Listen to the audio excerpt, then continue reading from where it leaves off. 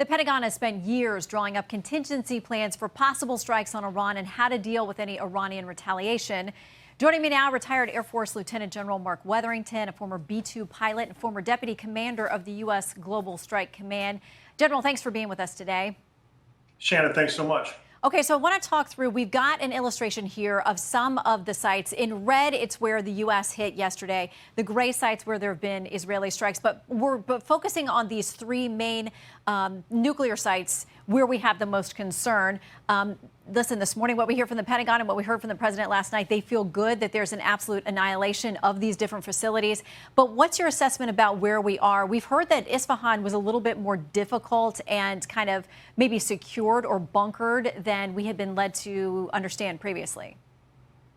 Well, Shannon, clearly the administration was confident in the intelligence that they had. They did a thorough assessment of those target complexes, and a strike was planned to achieve the objectives. We won't know for some time whether until a functional assessment is done and we gather some more intelligence as to the success, the extent of that success. But I think 14 MOP weapons dropped from the B-2s, 30 Tomahawk missiles is quite a lot of weaponry and probably produced significant damage on those sites. Okay, so I want to look through to this next slide that we have. This shows a lot of what we have in the region. We've got obviously bases there. We've got 40,000 military personnel in uniform. We've taken more assets into the region as well, as Iran is now threatening us in response. General, what's your take on what could be within their sights?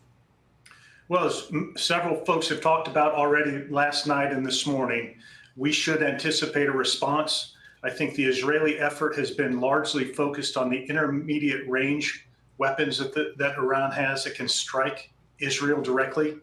There are thousands of ballistic missiles that Iran possesses. Some of those have been removed from the battlefield, but some of those shorter range systems can certainly reach out and touch our forces arrayed along the Gulf.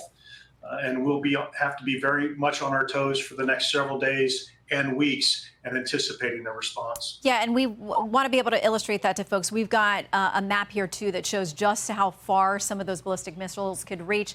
Quickly, General, what's your assessment of their ability to launch them at this point? I think they have a great ability to continue to launch, particularly the shorter range systems. They're smaller, they're harder to find, they're more dispersed. As I said, the Israelis have likely concentrated on those weapon systems that were highlighted in the intermediate range that can strike Israel directly. And so it's a competition to find those weapons and to prevent their launch or to take them out once they have been launched before they could do damage. General Weatherington, we appreciate your time and your service, of course, sir. Thank you. Thank you.